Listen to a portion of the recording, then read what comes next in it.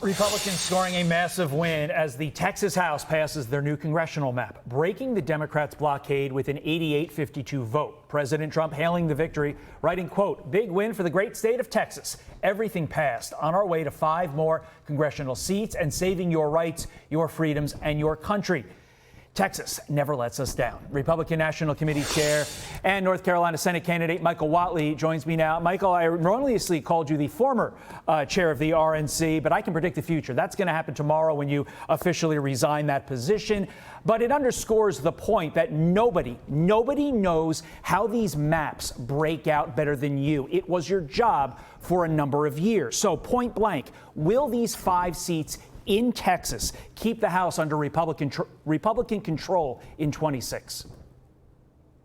Well, it's certainly going to be a factor, and it's obviously very important down in Texas. But the biggest factor that we're going to have going into the election cycle is the overall environment. What does our economy look like? Are we going to have secure southern border? Are we going to be respected around the world? And on that front, President Trump is delivering every single day.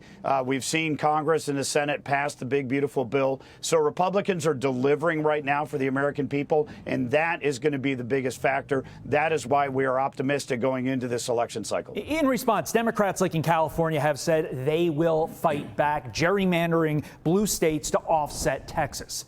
But take a look at these numbers. The New York Times revealing that 4.5 million voters swung to the Republican Party between 2020 and 2024. So, Michael, can Democrats gerrymander their way to victory with voter losses like that?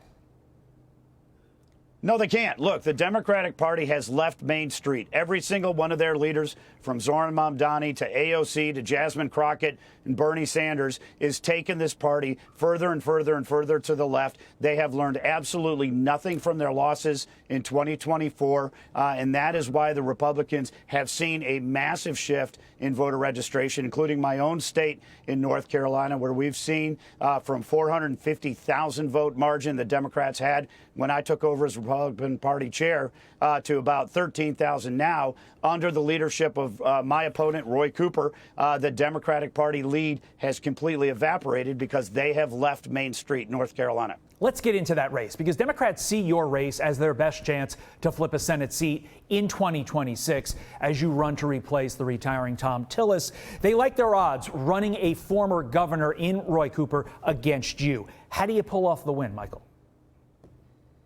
Well, we're going to go visit every single community. We're going to talk to every single family because we're going to be pushing economic policies that are going to create jobs and grow wages. We're going to make sure that we're going to support our men and women in uniform and be the tip of the spear when it comes to protecting the world and our interests. And we're going to have an ally for President Trump in the Senate. That's what North Carolina wants, and that's what I'm going to deliver. How overconfident are the Democrats in your race? Well, I think they are. Look, Roy Cooper, as a Democrat right now, was completely out of step with North Carolina. He is a governor who vetoed balanced budgets. He's a governor who vetoed bills to prevent boys from playing in girls' sports and ICE detainers to be honored by sheriffs. Right now, North Carolina wants a champion for conservative values. They do not want a Democrat senator who's going to fight harder for illegal aliens and boys and girls sports than the people of North Carolina. This one is the one that the nation will be watching, and as a result, you can expect it to be probably, if not the most expensive Senate race come 2026. Michael Whatley, thanks for your time this morning. As always, appreciate it.